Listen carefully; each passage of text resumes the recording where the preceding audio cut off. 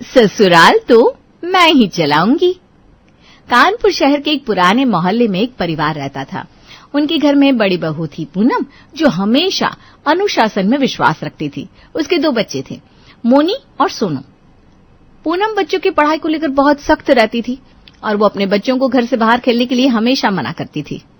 सोनू, कितनी बार कहा है बाहर खेलने नहीं जाना है, घर में रहो और पढ़ाई करो।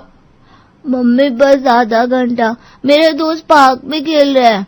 आधे घंटे में क्या खेलोगे, यहाँ बैठो किताब लेकर। मम्मी, क्या हम टीवी नहीं देख सकते? नहीं, टीवी से कुछ नहीं मिलेगा, तुम्हारा कैरियर किताब पढ़ने से बनेगा। अरे यार, बच्चों को कभी थोड़ा बाहर भी खेलने दिया करो, इतना सख्त ना बनो इनके साथ। और बिगाड़ो इन्हें, फिर मुझे मत बोलना कि कुछ किया नहीं इन्होंने पेपर में। अरे बहू, थोड़ा तो जीने दो बच्चों को। माँ जी, मैं जो कर रही हूँ ना, इनके भले के लिए कर रही हूँ। अरे माँ, भाभी तो स्कूल की प्रिंसिपल से भी ज्यादा सख्त निकली। तुम लोग मजाक बनाओ या जो भी कहो, लेकिन मैं बच्चों को डिसिप्लिन में ही रखूंगी। हाँ। अब सबने हंसी मजाक में बात टाल दी। कुछ दिन बाद विमला और पूनम ने मिलकर पंकज की शादी के लिए लड़की ढूंढना शुरू किया। कुछ ही दिनों में उन्हें एक सीधी सादी लड़की सौम्या पसंद आ गई। लेकिन जब सब लड़की देखने उनके घर गए तो सौम्या की एक बात ने सभी को चौंका दिया। उसने सबके सामने साफ कह दिया कि वो शादी के बाद घर के काम नहीं करेगी। आप सब मुझे माफ कीजिएगा, लेकिन मैं शादी के बाद घर के काम नहीं कर पाऊंगी। कोई बात नहीं बेटा, हमारे घर में काम का बोझ नहीं है। हाँ सौम्या, तुम तो बस घर को अपना मानो, हमारे लिए यही बड़ी बात होगी, बाकी हम सब खुद संभालेंगे। धन्यवाद दीदी। तो अब शादी तय समझे? घर में अब नई भाभी आएंगी तो मस्ती दोगुनी हो जाएगी। देखना पूनम, अब तेरा रूल्स वाला सिस्टम ढीला पड़ जाएगा। मेरे रहते ये नामुमकिन है। मस्ती मजाक अपनी जगह है और जिम्मेदारी अपनी जगह। शाबाश बहू। कुछ दिनों बाद शादी करके सौम्या अपने घर आ गई।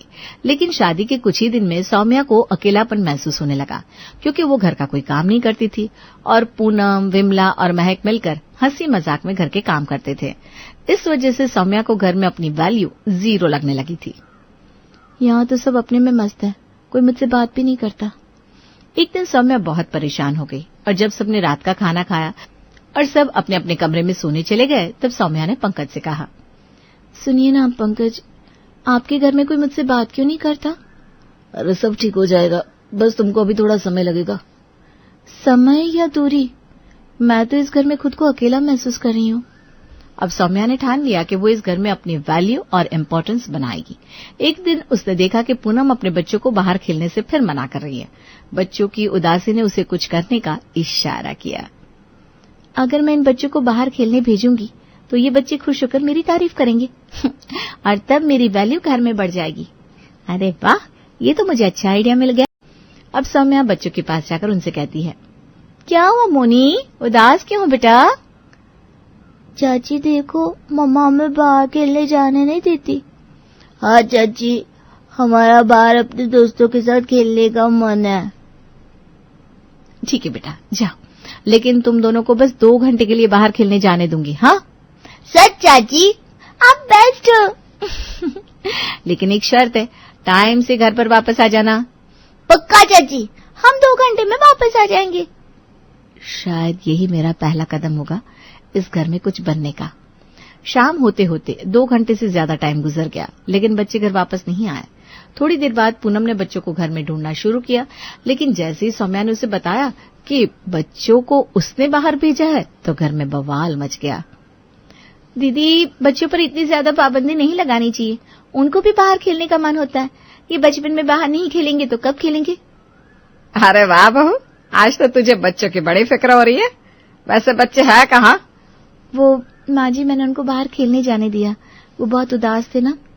सौम्या, तुमने बच्चों को बाहर क्यों भेजा और किससे पूछकर जाने दिया? दीदी, बस खेलने के लिए 2 घंटे के लिए बाहर जाने दिया था। सौम्या बहू, बच्चों का ध्यान रखना जरूरी होता है। अब तो 3 घंटे हो गए, रात के 8 बज रहे, कहाँ है वो दोनों? मैं पार्क में जाकर देखता हूँ। मैं भी चलता हूँ भैया। हे भगवान, बच्चे ठीक हो, बस मेरी वजह से ये सब हो गया।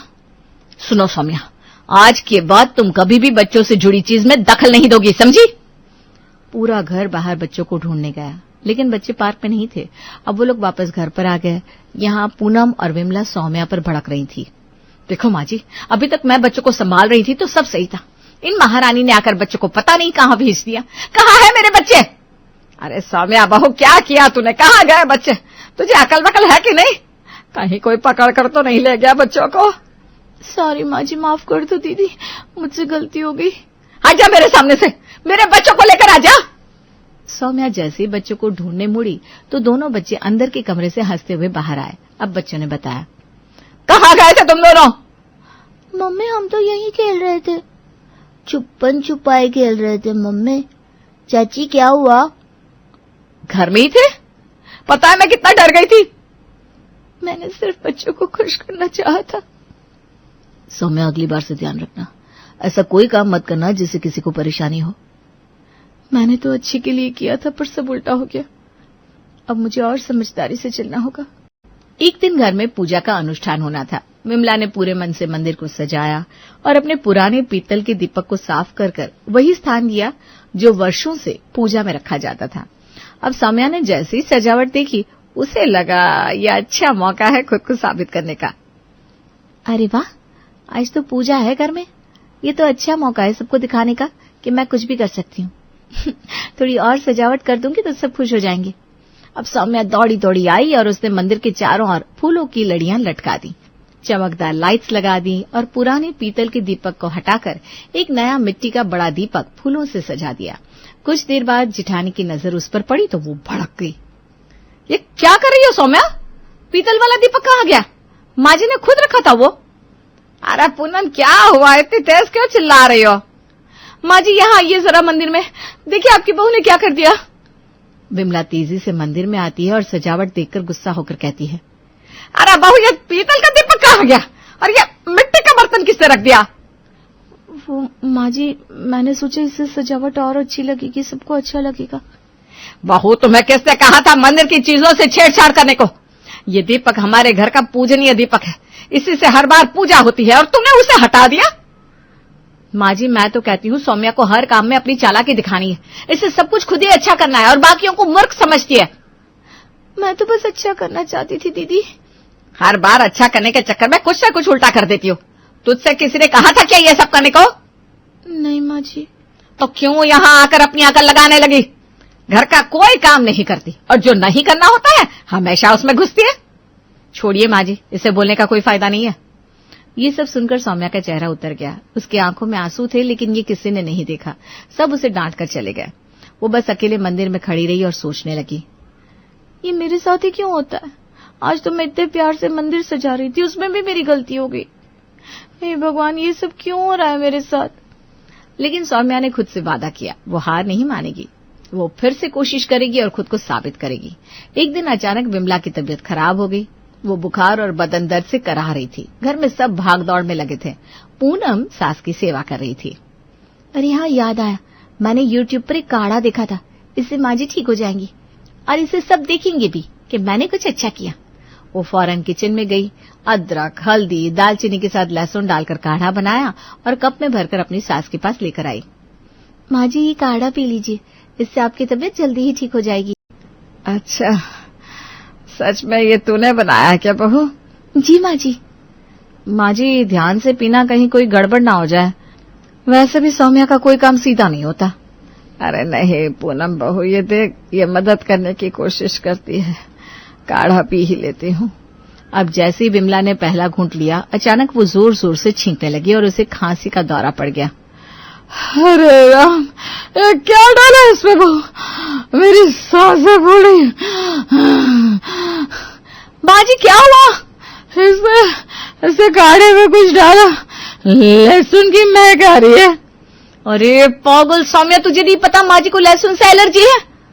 मुझे नहीं पता था दीदी, मैंने तो बस YouTube पर रेसिपी देखकर काढ़ा बना लिया। बकवास मत कर, YouTube से माँ जी का इलाज करेगी? डॉक्टर नहीं बन जाएगी तू उससे।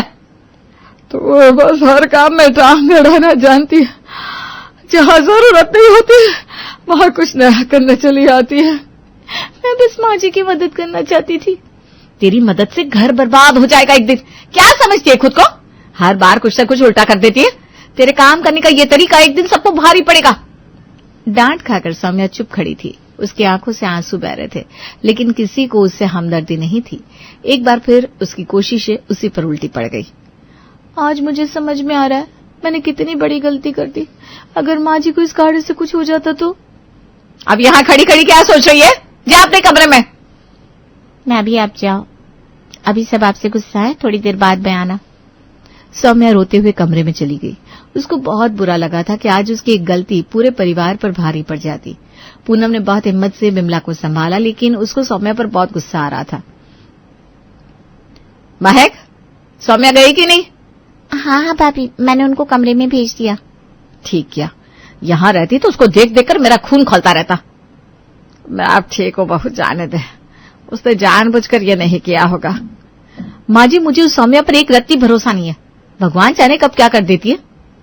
कुछ दिन बाद एक दोपहर महक और उसकी माँ विमला अपने कमरे में बैठी आपस में बात कर रही थी और बाहर गलियारे में खड़ी सौम्या पानी लेने जा रही थी। तभी उसके कदम रुक गए। वो धीरे से रुककर दोनों की बातें सुनने लगी। माँ, इतने दिन हो गए, आकाश ने मुझे एक बार भी फोन नहीं किया। बेटा, मैंने बहुत समझाया था उन्हें, लेकिन दामाद जी ने मेरी बात ही नहीं मानी। माँ, क्या मैं इतनी भी लायक नहीं हूँ कि वो मुझे ससुराल वापस बुला ले? अब तू अपने मायके में ही खुश रहा करना बेटा, जब उन्हें तेरी याद आएगी तो आएंगे खुद बुलाने। मुझे नहीं लगता माँ ऐसा कभी हो पाएगा। अरे भगवान पर भरोसा रख बेटा, वो एक दिन तेरे सारे दुख दूर कर देंगे। लेकिन वो दिन कब आएगा माँ? ये सब सुनकर सौम्या के चेहरे पर उदासी छा गई। साथ में उसे अपनी ननद के ससुराल वालों पर बहुत तेज गुस्सा आ रहा था। उसे लगा ये एक और मौका है जब वो घर में अपनी वैल्यू बढ़ा सकती है। वो सीधे अपने कमरे में गई और फोन उठाकर महक के पति आकाश को कॉल किया। हेलो आकाश, मैं सौम्या बोल रही हूँ, महक की भाभी। अपनी माँ को फोन दीजिए। जी देता हूँ। मम्मी, महक की भाभी आपसे बात करना चाहती है। हाँ जी, बोलिए, क्या बात है? आपको शर्म नहीं आती? बहू को ऐसे घर से निकाल दिया, उससे ज्यादा दहेज नहीं मिला तो क्या? हाँ, इंसानियत तो रखिए। तमीज से बात करो। होती कौन हो तुम हमें सिखाने वाली? मैं वो हूँ जो आपकी बहू को रोते हुए देखती हूँ रोज। अगर थोड़ा भी दिल है तो महक को लेने आ जाइए और शर्म करिए कि उसके परिवार वाले अभी भी चुप है। तो क्या मतलब चुप है तो? है क्या कर लोगे तुम लोग? शर्म नहीं आती लड़की के ससुराल वालों को ऐसा बोलते हुए? अरे शर्म तो आपको आनी चाहिए, बदतमीजी की भी हद होती है। तुम मुझे बदतमीज बोल रही है? रुक आती हूँ मैं महक को बताने। अरे आ जाओ, और देखो कितनी परेशान है। सौम्या ने फोन काट दिया और इधर सुनीता का दिमाग खराब हो जाता है। वो आकाश से कहती है, चल आकाश, अब मैं खुद चलती हूँ, देखती हूँ कौन है ये भाभी जी जिसको बात करने की भी अकल नहीं है। चलो मम्मी, मैं भी कार निकालता हूँ। अब घर में तूफान उठना बाकी था। सौम्या मन में मुस्कुरा रही थी। उसे पूरा भरोसा था कि उसका ये कदम महक के लिए एक नया रास्ता खोलेगा। मैंने तुम्हारे ससुराल फोन किया है, अब वो लोग तुम्हें लेने आएंगे, तुम तैयार रहना। हाँ सच भाभी, आप सच में मेरे लिए फरिश्ता हो। वाह बहू, तू तो महक के लिए भगवान का भेजा हुआ सहारा है। आज मैं तेरी सारी गलती माफ करती हूँ, बस मेरी बेटी का घर बस जाए। लेकिन सौम्या, वो लोग इतनी जल्दी मान कैसे गए? कुछ गड़बड़ तो नहीं किया ना तुमने? अरे नहीं भाभी, मैंने उन्हें अच्छे से समझाया था बस। कुछ ही देर बाद घर के बाहर एक बड़ी सी गाड़ी आकर रुकी। उसमें से सुनीता और आकाश उतरते हैं। उनके घर में आने से एक अजीब सी बेचैनी फैल जाती है। कहाँ है वो लड़की जिससे फोन किया था? क्या हुआ बहन जी, आप इतना गुस्से में क्यों है? आपकी बहू ने जो किया, जो कहा, वो सुनाया जाए क्या आपको? हम दहेज लोभी हैं, हम बहू को घर से निकालने वाले लोग हैं। माँ जी, मैं। चुप! और तू सौम्या नाम है ना तेरा? तमीज है तुम्हारे अंदर? तुम रिश्तों को जोड़ने आई थी या तोड़ने? अरे मैंने तो बस क्या जहर भर दिया हमारे रिश्तों में? मम्मी रहने दीजिए। चुप कर, अब कोई नहीं ले जाएगा इसे। यहीं रहेगी तेरी बीवी अपनी समझदार भाभी के साथ। चल यहाँ से। सुनीता और आकाश गुस्से में महक को बिना लिए वापस लौट जाते हैं। घर में सन्नाटा छा जाता है। सौम्या अब खुद को बहुत छोटा महसूस करने लगती है। ये क्या किया तूने सौम्या? मेरी बेटी की जिंदगी बर्बाद कर दी। घर के काम होते नहीं इनसे और बाहर की दुनिया संभालने चली है। कर दी महक की जिंदगी बर्बाद। एक बार पूछ तो लेती बहू किसी से, तुम्हारी हर चाल उल्टी पड़ती है। तुम्हारा हर फैसला घर को नुकसान दे रहा है सौम्या। अब समझ में आया तुम्हारे स्मार्टनेस का नतीजा। आज तुम्हारी वजह से महक की जिंदगी दांव पर लग गई है। मैं बस महक की मदद करना चाहती थी। मदद? इसको मदद कहते हैं? आगे से किसी भी रिश्ते में मत बोलना सौम्या। तुम्हारी हर बात आग लगा देती है। तुम बस चुपचाप खाना खाओ और जियो, कुछ मत करना अब इस घर के लिए। ये सुनकर सौम्या टूट गई। उसने सोचा था वो सबके दिल में जगह बना लेगी, पर हर बार उसकी कोशिशें उसे और गिरा देती थी। उस रात सौम्या पलंग के कोने में चुपचाप बैठी थी। उसकी आंखों में आंसू और मन में सवालों का तूफान था। तभी पंकज उसके पास आता है। सौम्या के चेहरे पर उदासी साफ झलक रही थी। पंकज, मैं जो भी करती हूँ सब उल्टा हो जाता है। मुझे समझ में नहीं आता मैं सबको इतनी गलत क्यों लगती हूँ। अब मैं क्या बोलूं सौम्या? घर में मेरी कोई वैल्यू ही नहीं है, कोई मुझसे बात तक नहीं करता, और पिछले कुछ दिनों से तो मेरी जैसे इंसल्ट ही होती जा रही है। तुम ये सब महसूस करती हो जब तुम खुद अकेली रहना पसंद करती हो। सोचो, क्या तुमने खुद से कभी किसी से बात करने की कोशिश की? मतलब? कभी भाभी से जाकर कहा, भाभी आज मैं आपकी मदद करूं? कभी माँ से पूछा, माँ आपके लिए चाय बना दो? या महक से प्यार से बात की तुमने? कभी नहीं। नहीं, मैंने ये कभी खुद से नहीं किया। तो फिर लोग तुमसे बात क्यों करेंगे? जब बात करने की कोई वजह ही नहीं बनती तो रिश्ते कैसे बनेंगे? मुझे लगा था वो लोग खुद आएंगे, मुझे समझेंगे। सौम्या को भावुक देख पंकज उसे समझाने लगा। इम्पोर्टेंस दी नहीं जाती, कमाई जाती है, और वो तब जब हम खुद लोगों को समझने की कोशिश करें। तो मेरी ही गलती थी। मैं चाहती थी लोग मुझे नोटिस करें, लेकिन मैंने खुद कभी आगे बढ़कर बात ही नहीं की। अगर तुम वाकई में चाहो तो बहुत कुछ बदल सकती हो। अब मैं सबके साथ खुद से बात करूंगी, उनके काम में हाथ बटाऊंगी और सबसे प्यार से पेश आऊंगी। बस यही सौम्या चाहिए घर को। पर देखना, सब तुम्हें सर पर बिठाएंगे। उस रात सौम्या ने सिर्फ अपने मन का बोझ हल्का नहीं किया, उसने एक नया रिश्ता गढ़ने की शुरुआत भी की। ये देखकर पंकज को दिल से खुशी हुई।